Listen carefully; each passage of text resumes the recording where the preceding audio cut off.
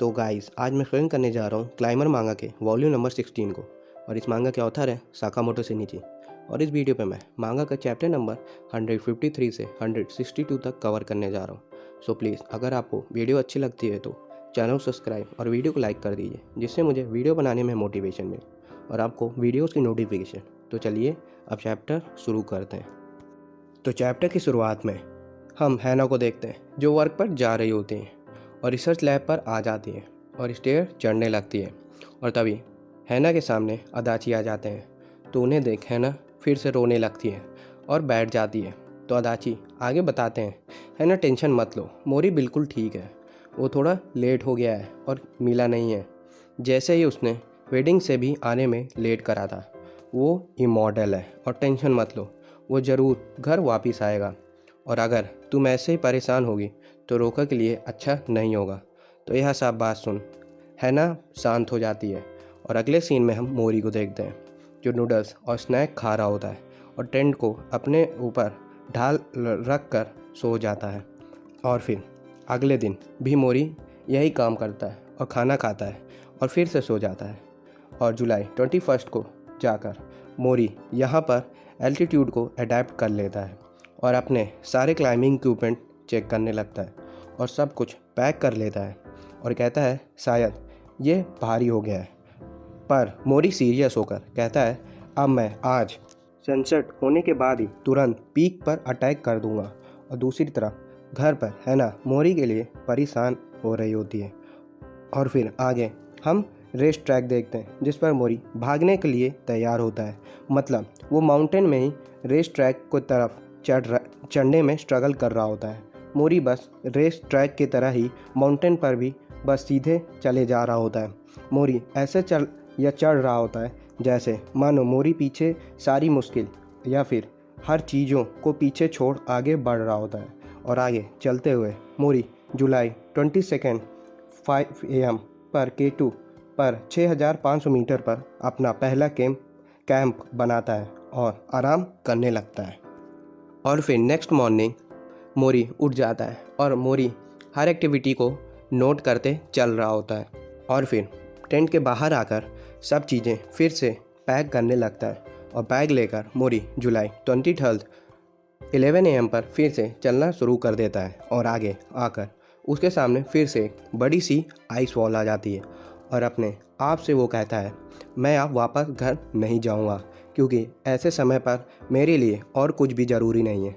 अब तो मुझे उनके चेहरे भी याद नहीं आ रहे हैं। अब मैं पीछे नहीं हट सकता, मुझे माउंटेन से प्यार है। मुझे कोई फ़र्क नहीं पड़ता कि मैं यहाँ पर मरूं या फिर जीऊँ। और यह सब बातें कहकर मोरी फाइनली ऊपर चढ़ जाता है और कहता है, मैं आखिर इतने दूर आ गया हूँ जो किसी ने भी डिस्कवर नहीं करा है और ना ही यहाँ पर आया है। और इसके लिए आगे आने वाली जगह अब मेरी खुद की होगी, अकेले की। और यह सब कहकर मोरी रोप की मदद से ऊपर चढ़ चुका होता है और उसे दूर दूर बस स्नो ही स्नो दिखाई दे रही होती है। और यह सब देख मोरी को मन में लगता है कि वो बस यहीं पर ही लेटा रहे हर समय।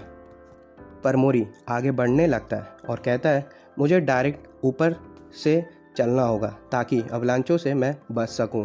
पर 8000 मीटर पीक पर क्लाइंब करना बहुत ही मुश्किल है और सिर्फ मुझे खाना खाकर ही स्टेमिना ही इंक्रीज़ करना होता है। और चलते हुए मोरी को उसके दोस्त चढ़ने से मना करते हैं और आगे उसके पास अदाची भी आ जाते हैं और कहते हैं, मोरी क्यों ना तुम वर्क पर वापस आ जाओ, यह सब छोड़कर। पर इन सभी को पीछे छोड़ मोरी आगे बढ़ता रहता है, किसी को भी डिस्ट्रैक्शन नहीं होने देता है। और आगे मोरी 22 को ही 8 PM पर 7600 मीटर पर दूसरा बेस कैंप बना लेता है और कहता है, ऊपर डायरेक्ट चढ़ना इम्पॉसिबल, इसलिए अब मैं 1 AM पर अटैक करना फिर से स्टार्ट करूँगा। और यह कहकर मोरी फिर से आराम करने चले जाता है। पर तभी मोरी को महसूस होता है कि रोका पर गर्म पानी गिरने वाला है, मानो उसके ऊपर कोई मुसीबत आने वाली है। और यह महसूस होते ही मोरी तुरंत ही चिल्लाते हुए टेंट के बाहर आ जाता है। पर तभी मोरी बाहर का सीन देख हैरान हो जाता है, क्योंकि यहाँ की हवाएं अब बदल गई हैं और यहाँ की हवाएं महसूस होते ही मोरी को तेज ठंड लगने लगती है। और यह देख कहता है, मुझे पता था माउंट केटू की ईस्ट फेस की वेदर बहुत ही खतरनाक है और बड़ी ही अजीब है। और मोरी के दिमाग में हैना उसे प्लान चेंज करने को भी कहती है, पर मोरी कहता है अब मैं 1 घंटा और भी पहले निकलूँगा। और सारा सामान मोरी पैक कर निकलने लगता है। और फिर उसके सामने हैना खड़ी होती है, पर मोरी उसे पीछे छोड़ कहता है, अगर मैं ऐसे ही चढ़ते रहा तो मैं जल्द ही पहुंच सकता हूं। मुझे फालतू की चीज़ों में अपना टाइम वेस्ट नहीं करना चाहिए। और आगे फिर से मोरी को अपने फैमिली की याद आने लगती है, पर मोरी हार नहीं मान रहा होता है और आगे बढ़ते जा रहा होता है। और आखिरकार इतना चढ़ते हुए मोरी माउंटेन K2 ईस्ट फेस की हेड वॉल के पास आ जाता है, जिसकी हाइट 8000 मीटर तक होती है। और यह देख मोरी सब सामान रेडी कर वॉल पर चढ़ना शुरू कर देता है और डबल एक्स की मदद से क्लाइंब कर रहा होता है। और ऊपर देख कहता है, मुझे पता था कि मुझे टॉप का व्यू कभी नहीं दिख सकता है। मुझे बस अपने दिमाग में के मैप पर ही ट्रस्ट करना होगा कि मैंने अपने दिमाग में क्या मैप बनाया।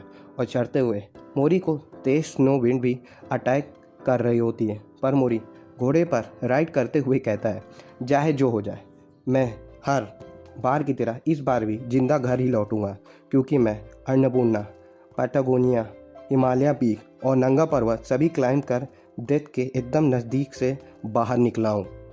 पर तभी मोरी की तरफ फिर से तेज़ी से स्नो विंड आ रही होती है और उसे ऐसा लगता है कि विंड मतलब एल्डर किंग उसे उसके बच्चे को पकड़ने आ रहे होते हैं। पर मोरी को लगता है कि उसे हॉर्स राइडिंग करने से कोई भी मतलब नहीं है, बल्कि एल्डर किंग उसे जो चेस कर रहे हैं उसी में उसे खुशी मिल रही है। और आखिरकार मोरी बच्चे को बचा लेता है और इससे बच्चा आखिर में बहुत खुश होता है।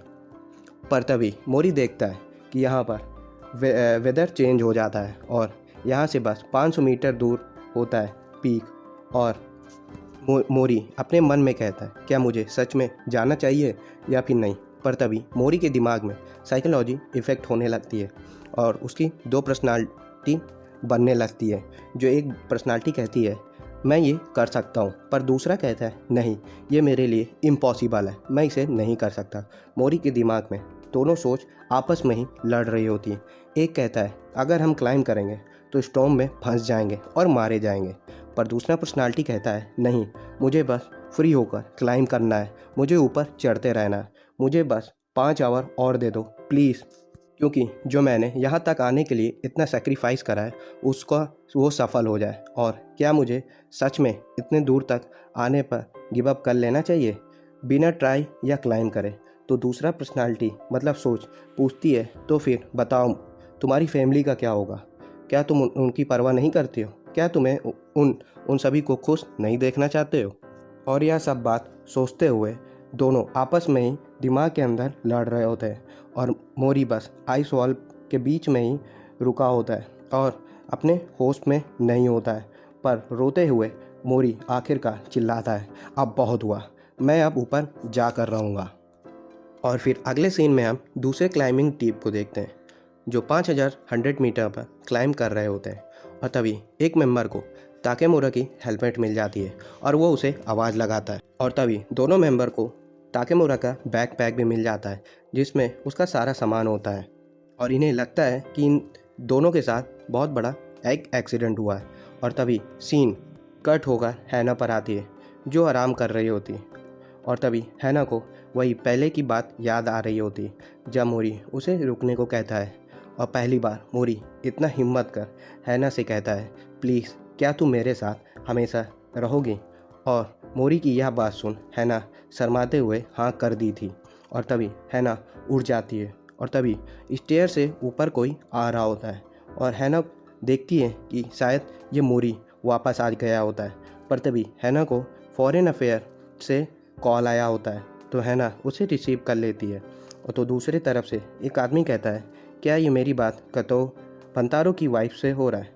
हमें जस्ट इस्लामाबाद से पता चला है कि एक रिसर्च टीम अभी तक नीचे नहीं आई है और उन्हें सर्च किया जा रहा है और शायद हाई पॉसिबिलिटी है कि उनके साथ एक बहुत बड़ा एक्सीडेंट हो गया है। तो गाइस यहीं पे क्लाइंबर मांगा का चैप्टर नंबर 162 ख़त्म होता है और आगे के चैप्टर मैं जल्दी लाऊंगा। और हाँ, इस वीडियो पर मैं 100 लाइक्स और 50 कमेंट का टारगेट रखता हूँ। और अगर आप लोगों को वीडियो अच्छी लगी हो तो चैनल को सब्सक्राइब और वीडियो को लाइक कर दीजिए। तो मिलते हैं नेक्स्ट वीडियो में, तब तक के लिए सायोनारा।